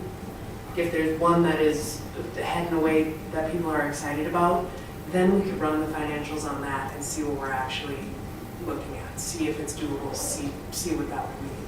But I think until we find out what would make the people excited, then it doesn't make sense to put a price tag on it yet. Amber, when you talk about, sorry, Michelle, when you talk about finding out what would make people excited, are you talking about these three ideas with instruction, or are you talking about expanding it more? I was imagining we could ask 4 ideas. We could put these out, or say, what if we're looking at renting the space and using that as a resource? And just, there's so much conversation about this, but it didn't really have a focus, and emotions were really high, and it was a rough time during the time of Downsville closing. And I think with a little bit of space and a little bit of thinking about the possibilities, people might be in a clearer position to be creative and be supportive. And if we phrase the questions correctly, we can find out important things that are not just, do you want one of these 3 options? We could find out the direction that people are leaning or where they're identifying a gap, things that might be helpful in marketing towards open enrollment, trying to get some students from outside to come there if we decide to go instructional. How is that different though than what, I'm sorry, Michelle, but I don't want to let that, how is that different than what the committee has already done, right? Because that committee had an open call to the community. These 14 people joined, and I mean, it seemed like it was pretty open to start with. Like, how is what you're describing different than that? I think at that point there could have been 300 possibilities. It could have been the farm school with all the guinea pigs and animals that actually live on a farm that aren't guinea pigs. But there were so many things that I think the research that the group did and focused it down and looked at those options gives a little more structure to to what might make sense for that building. Okay, go ahead now, please. My turn. Okay, so I just want to make it clear that my goal wasn't to articulate that I didn't think we should stop, we should continue digging. I just think that we need to make sure we're keeping that in the back of our head, that we're not overpromising something that we don't know yet if we can pay for. Maybe we can. Maybe it will bring in. Maybe we could come up with some ideas that will bring in a lot of people. However, I just think it needs to be on our radar. I really like what you both just said. I do think, when we look at the kind of possible next steps for the board, it seems like a lot of people are moving toward this middle further study. And the further study has 2 bullet points. One is to direct our admin team to study the possible financial impacts and the possible kind of institutional impacts, right? Am I reading that right? And the second is to gauge community support. I would be nervous about gauging community support for things that we might not fiscally be able to do at this stage. So I guess I'm leaning more toward getting more information about, I guess to me it's two parts, right? What are the financial impacts of any of these things? And also what could any of them do to enhance the programming that we currently have, and sort of get a sense of those numbers. If we were doing an early childhood program, how many students currently in the district would move there, right? And obviously, there's a lot of guesswork. I'm not asking you to get out your crystal ball, but I think that would be, those 2 things would be interesting to know for me, from my perspective. I agree. I just think it's a huge lift to figure out a clear path and the financial implications of multiple pathways. Mm-hmm. So that's why my inclination would be to find out what's the top dream and then put a price tag on it. I get what you're saying. That would be my top choice too, but it does feel like a really intensive project that by the time we got to the end of it, all the numbers would have changed again. One thing Amber said, and again, I hate being Debbie Downer on this thing, but when you were saying that all of them are financially risk, or I can't remember exactly how you said it, the option that's not is to not have instruction down there. And again, I hate to say it because everyone loves that community. I do too.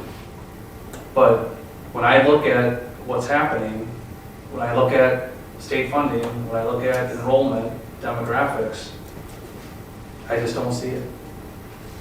So we can make all the plans and proposals and projections that the board wants, but unless we're going to commit, $750,000 a year for something that it's going to be expensive. But can we say no to it without even knowing that number?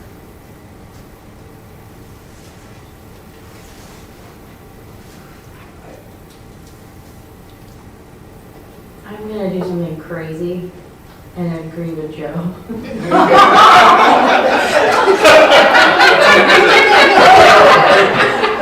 I want to copy the tape. I think if you want a school open today, it has to stay open.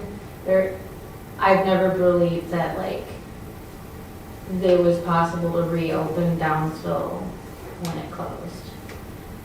That if we wanted it to be open, it needed to stay there. Schools are closing everywhere. We're not hearing about communities like ours that are starting new schools. So to me,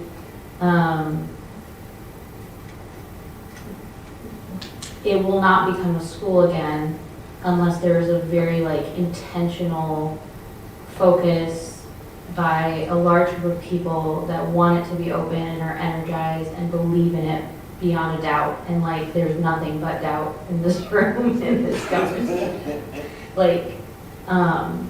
And so to do all the projections and things, it's a little hard for me to feel like, to ask admin to do that.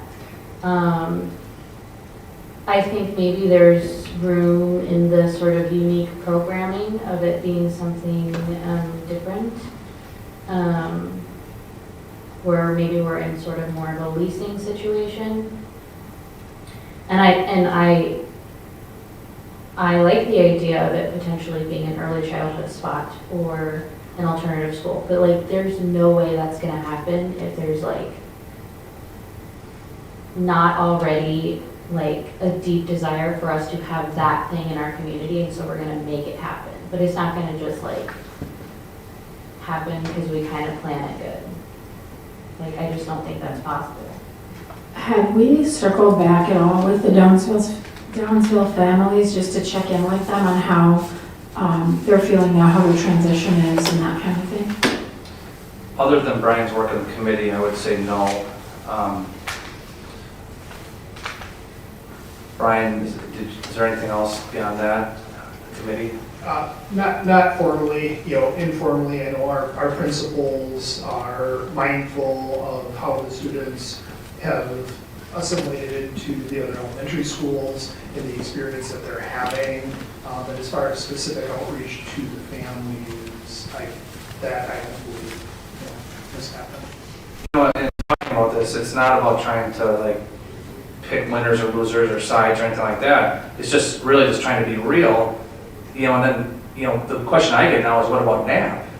And I really think NAP is a great school, but I also know that the way enrollment's going, it's gonna get tougher and tougher with NAP even, and I don't see any immediate change, but anything that we do to create something new that potentially takes more kids out of our other schools will impact those schools, including a school like NAP. To me, the question about Downsville isn't about, I'm not even thinking about it in terms of like a question of a school with enrollment. I'm thinking about it as the district as a property owner and as a functional piece of a broader community.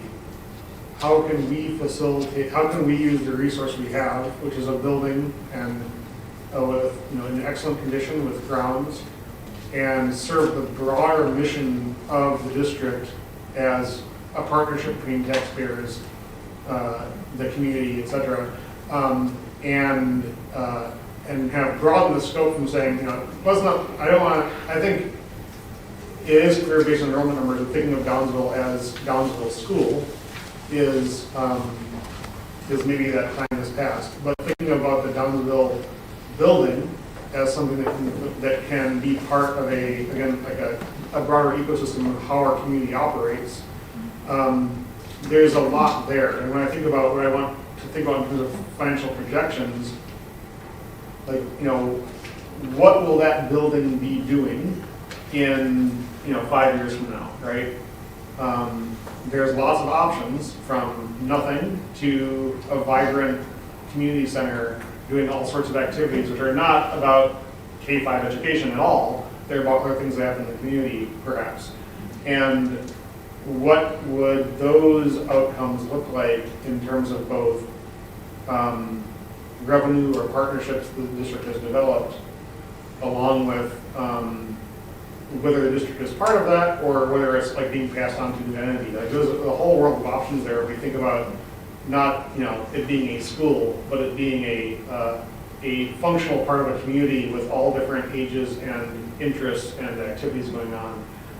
If I start kind of thinking that way, like galaxy brain, about what that building could be, there's tons of really interesting options out there which might have dramatically different financial perspectives than we've been kind of focused on, revenue per student and enrollment numbers and who lives within a 5-mile radius and all these questions we think about as a school. But when you think about it as part of Dunn County, I think there might be a lot more options out there. And Abe, I think that nails exactly what I've been trying to say. I think if the board gives us permission to expand this investigation a little bit further, And certainly, I know the board doesn't want to do anything that the Downsville community, excuse me, is not interested in. But there are so many opportunities, and if we think about the needs of society, and I'm not saying I'm leaning towards this, but whether we're talking about some sort of daycare, early childhood, whatever, all the way up to healthcare needs, housing needs, especially when you start talking about how our population is aging, and especially in the rural areas, there's a real limitation on care facilities and things like that. I'm not saying I want to turn Downsville School into a care facility, but I think there's things like that if we expand our scope beyond instruction, I think there's a lot better chance that we can find something that might be beneficial to our community in Downsville. I really like the conversation where it's going with, looking at broader ideas and so forth. This is just an idea I thought of, but could you actually open it up to some partner that might want to rent the building, and then we could use it, and then we have revenue from, the rent from the building. Otherwise, if we don't do anything with it, as we say, eventually, we're gonna have to do something with it before it's, things start happening with the roof and the rotting and the, whole bit if it's not occupied. So to me, I think it's really good to look towards maybe doing something different like that to help us out, because you're right, as hard as I like to say this, the idea that there's no money is realistic. I'm sorry to say it's realistic, but it is realistic. So that'd be my thoughts. Gail, go ahead. I think Joe just nailed it when he was using the word needs of the community. I think our discussion up to now has been what opportunities exist, what kinds of things might we do. The list of 3 is very good, and there's probably others, but I think unless it's a need, it's not going to be successful. To clarify, do you think the needs of the community were outside of the scope of what the board had asked of the committee? I think the committee was limited to instruction. And I think the community would desire to have an elementary school there. I think it's already been determined that that's not going to be successful. And I think some good instructional ideas came forward, but I don't know that I would consider those to be needs. Yeah, I think it's noteworthy that there was not an option presented here from the committee that said K-5 community school, right? I don't think that was on the plate to anyone, but so is what you're talking about then the board asking our administration to come forward with a new set of possibilities that would think outside of the instructional realm? Is that right? Is that? I think that makes a lot of sense. That have the investigation continue, but broaden scope beyond limiting it to instruction. And what I would add is probably the closest foray into that discussion that the committee had was when the discussion around early childhood and family support was taking place about opportunities, and I'm going to use the term a perceived need, because the committee didn't conduct the research to see whether or not it was substantiated, but a perceived need around that idea for daycare or before school care, not before the school day, but before school care. But they did stall on conversation of, was that location matched to where an area of need was? So we went back to focusing on instructional possibilities within the PK-12 realm. Thank you. I think something that would make more sense, sorry, I have 5 thoughts, I'm trying to put it into one sentence. Joe brought up the nap thing. I mean, we just were really on the same page, apparently tonight, but, I teach some kids from nap, and so I think about it from time to time, and I know there's a lot of concern about the future of nap. And to me, some of these thoughts of, like, having a school being like a magnet school for agriculture or something, like now would be the time to look at, can NAP evolve into one of those that would help maybe draw in open enrollment or help keep people there? I think now is the time for that discussion for NAP. So maybe stealing this harder trips it down to a committee to something else, but like this makes sense to try to help preserve a school that we already have. And I do like the idea about exploring what the other uses for the building are.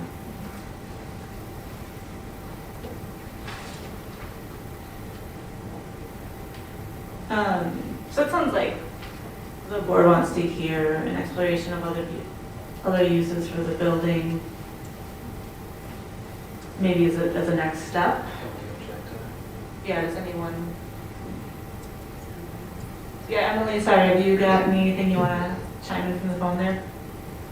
I echo what Dominique just said too, and what, can you hear me okay? Yep. Sorry. Yep. Yeah, I think it'd be, for the sake of transparency and having collaborative feedback from the community, if we could expand it a bit, instead of just having, like you had mentioned before, the instructional focus, I think it would be a good idea. And I mean, that's what we've been doing too as a board, is trying to build those relationships and maintain them. So yeah, I'm open to that. No objection for me. Thank you. I also want to like say thank you to the committee, because I feel bad because it's like we're like, hey, can you explore what it would look like to have Downsville open as a school again, and then also none of that and figure out something else. But also, I think that's sort of just how the process works. But thank you for the work that they have done. And I don't want to speak for any one member of the committee themselves, but collectively, at the end of the process, the committee recognized that a outcome of this work might be going in a direction other than one of these three. But they felt it was important to, go through and honor that task of identifying some potential instructional solutions that they identified as potential needs. Not to say that there aren't ways that the district is meeting those needs currently, but would there be another way to do that? So. And I know we've been here for almost 3 hours, but I don't want to get lost what Dominique said. And this is not this is not a you pat my back. This is not a quid pro quo. No, but in all seriousness, I hope we're not adding to this year's work plan. But it's not going to be long that we are going to be talking about next year's work plan and our strategic plan. We have yearly goals. Maybe jot that down somewhere or lock it in the brain. When we get to the work plan for 26, 27, if and when the board wants us to start looking at other opportunities, that might be a good work plan item. You need for NAP? Yes. Okay. For Downsville, do you need more information or instruction from us now? No, and the Downsville piece is part of this year's work plan, and I think fully this is just massaging that goal a little bit, which I think is very appropriate, and we'll continue to work on it. Maybe what we'll do is work on, that's a good point.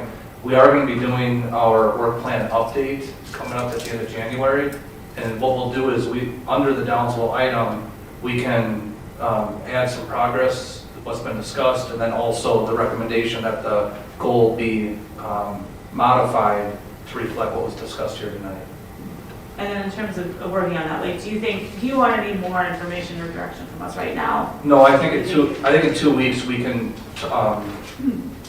give us a little time how we think the goal could be modified, and then maybe we can give you kind of like a little bit of an action plan timeline for the next steps. Okay. final thoughts or discussion? My computer keeps shutting down. But, any final thoughts or discussion on Dunstville? All right. Next up, we have clerk's report on the 2026 school board election. Madam Clerk, take it away. All right. Sorry, I was writing notes. There are 5 candidates who are registered to run for school board in the April 7th, 2026 spring election. There was a drawing of lots to determine the ballot order on last Friday. And so the resulting ballot order for April 7th is Dale Dahlke, Jay Edinburgh, Amy Riddle Swanson, Joseph Eliason, and Josie Pillman. No primary. Questions or discussion on the clerk's report on the 2026 school board election? Thanks to our board members who are willing to do this again. All right, items related to next meeting dates, board committees, and reports. As has been mentioned multiple times, Ranger Night is coming up this week. It is my favorite thing to go to. That doesn't involve my own personal children. January 19th, we have a professional development day for staff, no school for students. The Wazoo State Education Convention is coming up January 21st to 23rd. Our Health and Medical Committee meeting happens during that time. I'm not going to be in Milwaukee, but I'm going to be in Montana. Great. I should be able to attend the health committee if you want to just include me on the email. And our special school board meeting is January 26th. Any questions or discussion related to next meeting dates, board committees, and reports? Two things. One, board members who are going to the state convention, Jenny sent out itinerary information today. Also, yeah, she did a great job lining stuff up. Also, this week, I will be sending you a message about networking opportunities that are available. Usually we try to get together at least once, kind of for an evening debrief. Also, I'll be preparing a Google Doc to track the sessions and stuff we go to so that we have a report back to the board after the convention's over with. And then lastly, just want to give a shout out to Amy, anniversary tomorrow. How did you know that? Happy anniversary. 25 years. And happy birthday to Samantha Hoyt as well. Oh, that's how. Happy birthday, Sam. Today? Okay. 25 years. 25 years old. That's great. That's All right. Happy birthday. Happy anniversary. We got married on the day you were born. Yeah, exactly. With that, We were remiss to not congratulate Joe and Dominique on their New Year's resolutions and the success so far. congratulations. Way to go, Dominic. Yes, to everybody involved. I'm going to entertain a motion to adjourn. Thank you, everybody.